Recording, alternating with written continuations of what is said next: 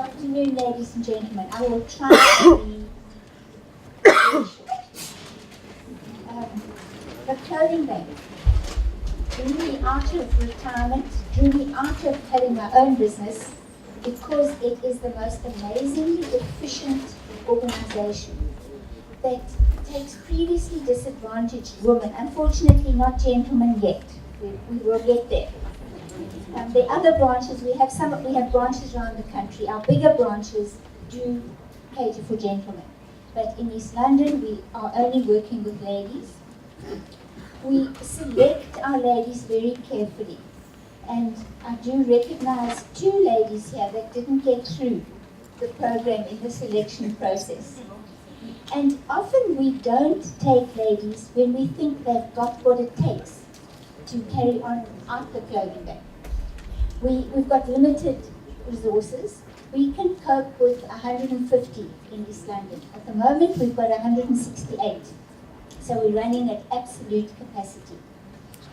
How the clothing bank works is that we are fortunate enough to get donations from all the major retailers, Woolworths, Truworths, Mr. Price, Pick n Pay, and our ladies then buy those clothes and sell them. They get an initial loan of 600, which they then repay, 600 rand. So there's no upfront payment or anything else to get in. The criteria for a woman is she must be unemployed. She must have at least 1 child under 18. The reason for that is that we wanted to reach more than 1 generation. If you reach the mom and your children are all already out of the house, the chances of her being able to impact those children are reduced. Not always, but often. And they need to be South African, they need to be previously disadvantaged, and they need to be fairly highly motivated. Otherwise, they're not going to make the program. It's a 2-year program, so it's tough. But it's a deep program. It's not a shallow program where it's just one little training course and off you go. You get life skills, they get financial skills, they get business skills, they get mentored and coached all the way through their business. If they're battling, we call them in and say, come, let's talk, what's happening? And we have what we call ambassadors, or women who have come through the program already, and they can get alongside our ladies that are battling. I've got a number of cards here that anybody who wishes to take some may. It's how my life was changed. And our women will start with their initial clothing bank business, and some of them have other businesses or they have failed along the way. They then run with that business if they still can, and then after or during the 2-year period, they will start 2nd and 3rd businesses. Our ladies have got a variety of businesses. They range from funeral parlors to P&Bs to all sorts that they have started while they. So in a sense, they're taking the skills they've learned from the one business and they're applying to the other businesses. Some of the ladies have got their husband away from the TV, and they said, okay, let's start a business. And the husband is then taught the skills by his wife. So it has a knock-on effect, and we see amazing change in our women. They are debt-free. One of our courses that we run is Me and My Money, and that course we roll out. So if anybody's interested in knowing more, more.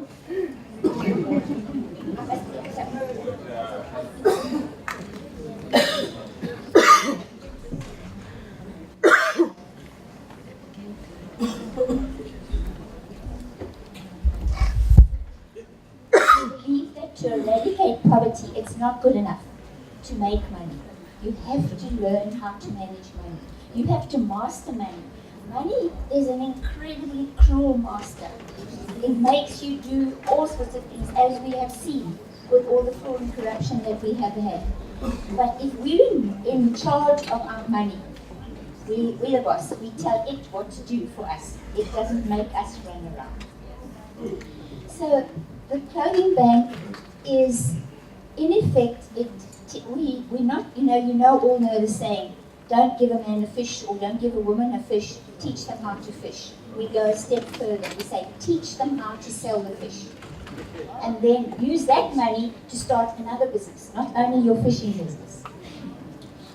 And we are looking, so in this, we collect the clothes. Then we do sort it through very carefully. The damaged stuff will go one side, and the really good stuff. If any of you have seen on Saturdays, outside what was Picnic Baptist is now Calvary, that grassy patch there, our ladies often sell there, and good clothes. And you can buy a Woolworths jacket that maybe cost $8.50 at Woolworths for $300, $400, $500. So it's a good place to look at for our women selling. We will then give it either to, or not give it, they will buy it. Our women will buy, and we also donate to NGOs. But it has to be a registered NGO, and they need to give us all their details, and then they go on a waiting list. We've got quite a lot of people. So we do give, if it's a children's home, we will try and give you sizes for those children. And then our development side is very, very important.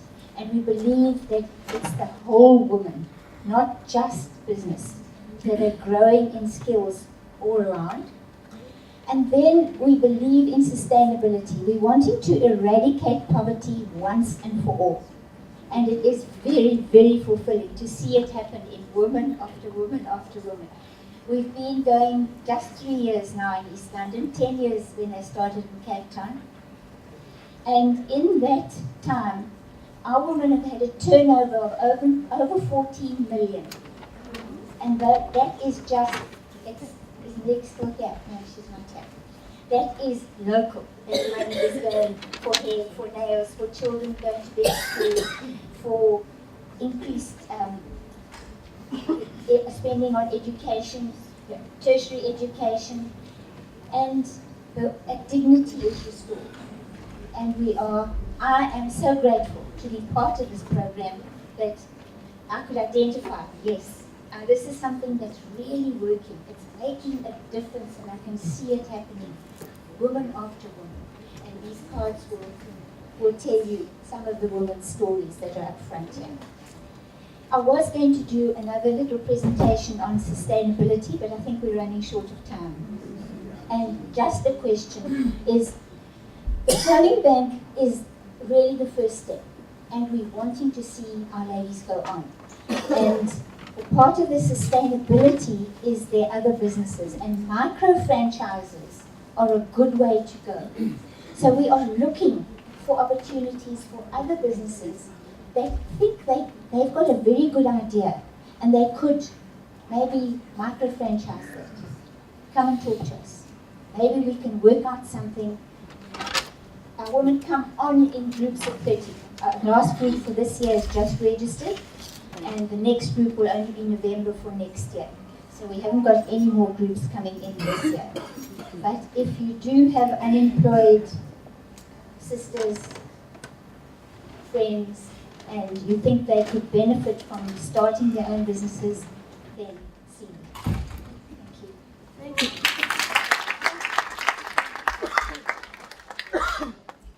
Thank you very much.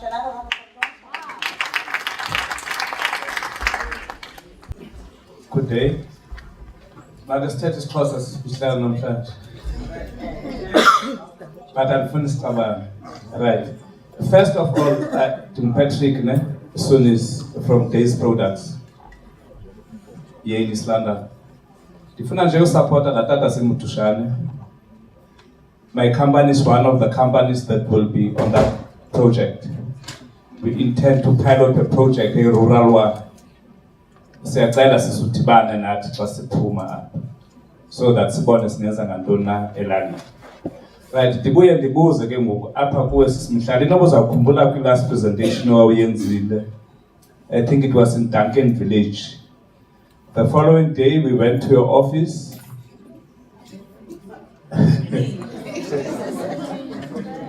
Sorry, andifuna umnyathelo sisimihlali kanje ndifuna sibe clear. Then we went to your office. The first thing when we arrived at your office. Protection, you don't have to point at my speakers, please. Okay. Just raise the point. If there's a question, you raise the question. If there's a recommendation, you deal with the recommendation. The question is startup businesses. How is SIFA helping startup businesses? Let me just give up our fingers.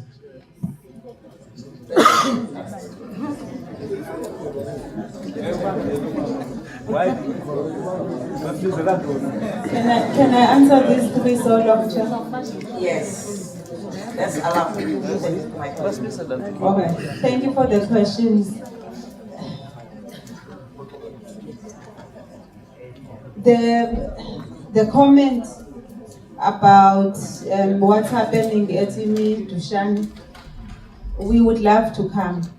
And in fact, because SIFA is only in the three areas that I mentioned, East London, PE, and Tata, we also co-locate at CEDA offices, and we would not like to see any person traveling long distances just to go and get information. So if you are able to phone us and we'll call you back, if you are able to request us to come and see a group of people, that we do with pleasure. So we'd love to come, Dr. Engos. And we would also like to say the question about whether we help startups at all. Yes, we help in startups and existing business. And I think I'd just like to qualify it with regards to the last question. It may seem that SIFA is not helping startups, and it goes back to what I said regarding companies being able to show viability, being able to show profitability. We need to see that this business can afford the loan and can be able to pay it back. And so your business plan needs to show that. And that's the reason why there may be a question mark as to whether startups can be assisted or not. Thanks. Let's continue. Thank you very much. My name is Uluvo Gray. My question, I'd like to start with a statement. The government talks in the National Development Plan says that by 2030 they would want to have most 90% of jobs to come from the SME sector. I don't know how they're going to do that, because when you look at the government finance institutions and the development institutions, they have perpetuated the apartheid partial planning system when it comes to developing entrepreneurs. Instead of going to where the entrepreneurs are, you expect the entrepreneurs to go to you. So my question is, what are your pipeline plans in terms of having satellite offices in Tanzania, Esnar Park, and all the rural areas? Because when you look at your targeted groups, it speaks to black people, it speaks to youth, it speaks to disabled people, but more than women. Thank you very much. But when you look at where these people are, there are no SIFA offices, because I'm thinking of it in a business perspective. When ShopRite wants to, when it sees that the customers are in Tanzania, they go to Tanzania. As SIFA, your customers are in the townships, so it would make sense for you to be in the townships. That is my first point. And then my second point: when you go to finance institutions, right, particularly venture capital, they always ask you about debt or equity. Do you only offer debt, or do you also offer equity? Thank you very much.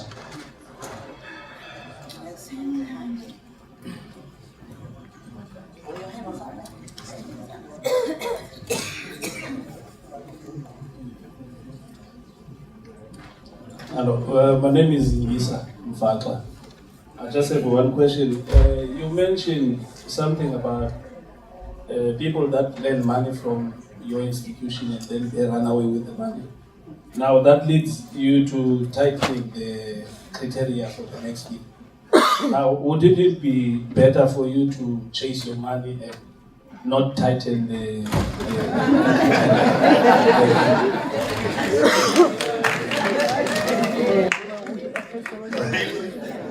Okay, mine is also two uses, because the CC presentation that was focusing on more on women.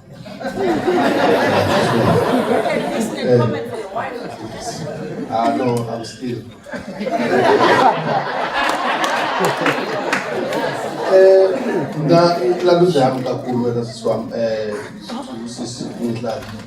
It's around your office in the area.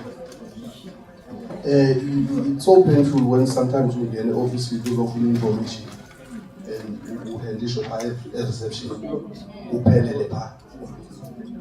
Sometimes the documentation that we get there is difficult for Omnium to go through all those things that are needed. Your audited financial statement, I didn't see them there. Only one of your requirements, because on the forms they are there. We don't have these things. So, but if we speak one-on-one with you, explain to me and assist me in terms of where can we get this thing, where can we get this one, so that it make it easier for us to see access as loans. I went there with the appointments. I'm 3 from DBSA. I went with DBSA. For 3 years, I've got a 3-year contract with DBSA. As a surety, he said, here are my contracts with DBSA. I want this amount for this business. This one will fund this one. So this is the amount that I need. So it was difficult for me, and then I ended up saying, okay, let me fund it from my own pocket. You know? That's what we are doing now with other agencies who are really tired. But again, today was our fairness on that safe. Now I go back for that. But again, God will improve. Thank you, sir. We have no. We had one hand this side. Yes, that was the hand. Thank you so much for the comments. I'll start with the last comment. I really appreciate the feedback, because when we sit in those offices, there is a set way of doing things. There's a procedure that's on paper that says this is how it must be done. And we've got our own experience in terms of what happens, and it's really good when we are also able to get feedback from you. Because now when you're explaining to me what happened in your situation, I really can't figure out why you had to go away and find your own means. Although I'm sure for you it was a blessing in disguise that in the end you didn't enter into debt. You were able to find a way to do it yourself. However, I really don't understand why we were not able to assist you. So thank you very much for mentioning it. And also, I think, Puti, I'll take it that you were also commenting when you say, why are we tightening and not chasing? The chasing is happening, however, it's not our strong point. And I think that's why many people then decided to run for it, because they know it's a government institution, there's a process in place, and how the legislation is, and trying to chase money that's gone is really sometimes a waste.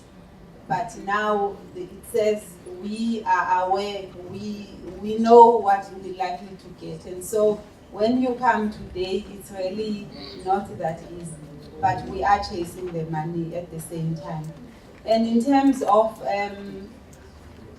debt and equity finance, yes, we do, but debt we do not do. So if you've already spent the money and you'd like to get money from SIFA to come and pay for money that you have spent already, we don't get involved in that. We won't be able to assist. But in terms of your comment around us going into townships and different areas, I think you will appreciate the fact that as we are saying, there's a limited amount of money, and as Usbusiso was presenting here earlier, Mr. Mbobe, yes, you have to make a decision. Do you spend your money opening offices everywhere and employing people, and then you don't have enough money to actually assist SMEs because all the money is going, or most of the money is going to salaries? But what we are doing is that we co-locate at CEDA offices, as I mentioned. We go to Mdantsane every week on Thursdays. There's someone who goes to work. a highway where the Buffalo City Metro office is for ELIDZ at the library. There's someone from SIFA there every Thursday. And so that's what we're trying to do. That's how we started in Tata. We go to Queenstown every second Tuesday. And so it's our way of trying to reach out. But as I said, a phone call, an email, a request to say, come through, we are a number of SMEs, we'd like to get information, we're happy to do that. Thank you. Just checking, firstly, thank you to Anthea for the presentation. I think we need more initiatives like that, especially around East London. This is one. Ndikumamela ngokuthetha uyithethe ngathi le nto yolahleka kwale mali yinto efana nje no-NSFAS nabantu abangambhataliyo, and it scared me. Ndiyayika hlobo uyithetha ngalo, uthethe ngathi i-encouragement uba nathi masiye so ithatha sibaleke. Apho ndibhalele khona wena siswami into yoba if kule presentation yakho andiyibonanga le nto iliphupha lam, do I still come to you, sithethe, sibonisane, nam ndizokwazi ube imali, sibenza njani? Enkosi.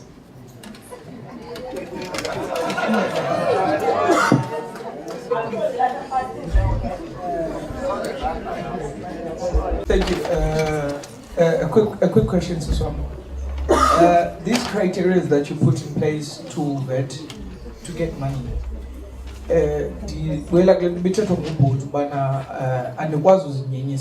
because I'm looking at a situation whereby currently, how many startups that you guys have assisted?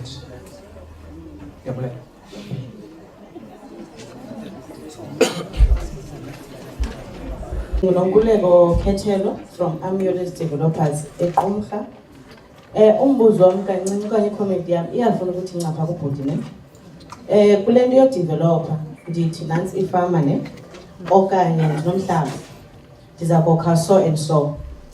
Ndiza appointa aba bantu that qualified ukwenza i-feasibility studies ne.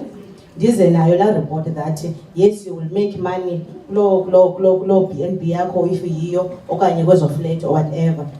Accompanish with my business plan the application ndiyifake phaa kubo. Even kulo point leyo abazoyi accepta na bazathi speculation. There's the last hand there. Afternoon everyone. My name is Sandiswam Golozeli. I run a PR and marketing agency and an interior design company. Mine is rather a solution than a question and is directed to Anthea. Availing my services to assist the clothing bank going forward with marketing and PR.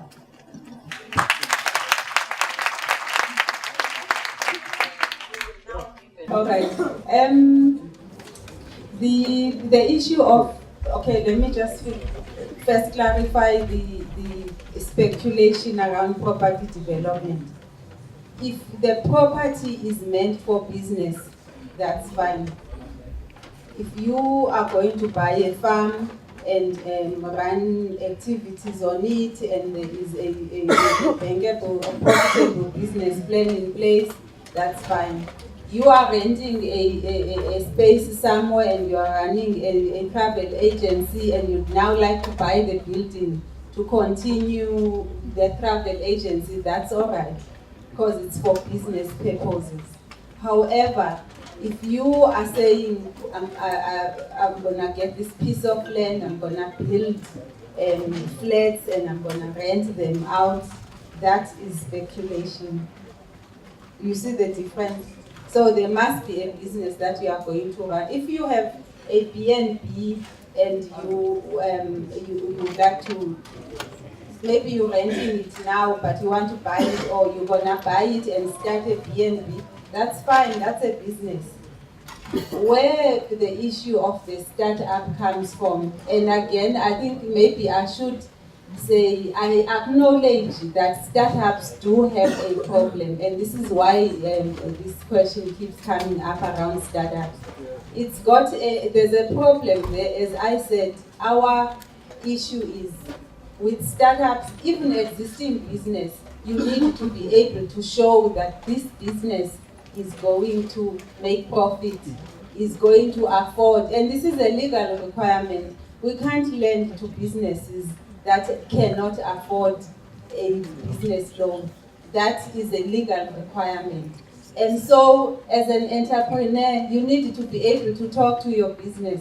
Many times, these business plans come through, they were developed somewhere by somebody, and when we have a conversation, you are not able to show that you understand what's happening in this business plan. In some case, because somebody somewhere drafted this business plan, they did not even consult you, and so this is where the problem begins. We need to get an understanding. You need to show us that this business is going to make a profit, and that is the hard part, because there's many things that come into it. And so you can't just say to me, I want to open this business and it's going to make money. We need to be able to go through how it's going to make money, what is it going to do, how are you going to make money. You buy this garage, there's 20 other garages out there. Why are people going to come to yours and pass all those other ones?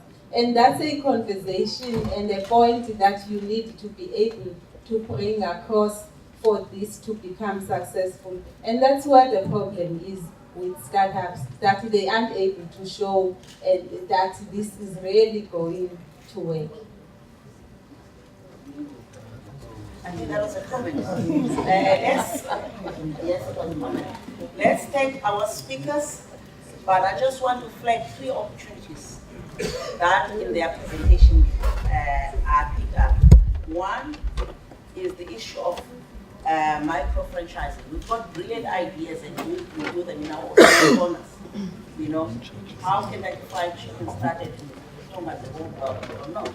But we've got certain things that are really exclusive to our own environment. I think this is what Anthea is talking about.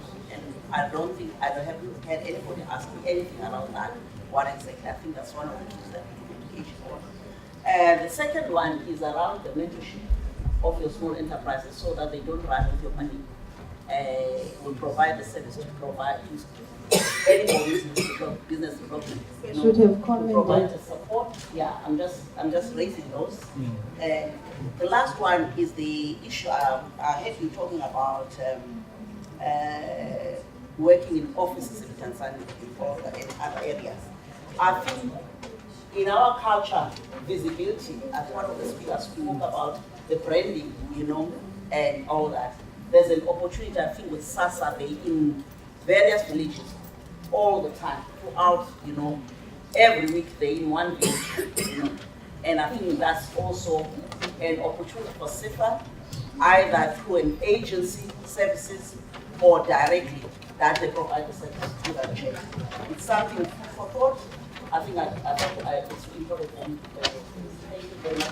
We still have to say something. Yes, thank you, Chair. I wanted to just comment on the issue of my mentioning to you that people are running away with the money. It's got to be mentioned so that when you are not able to get a business loan from a DFI, we need to hold one another accountable, because currently an individual SME comes across and gets the money and does not bring it back.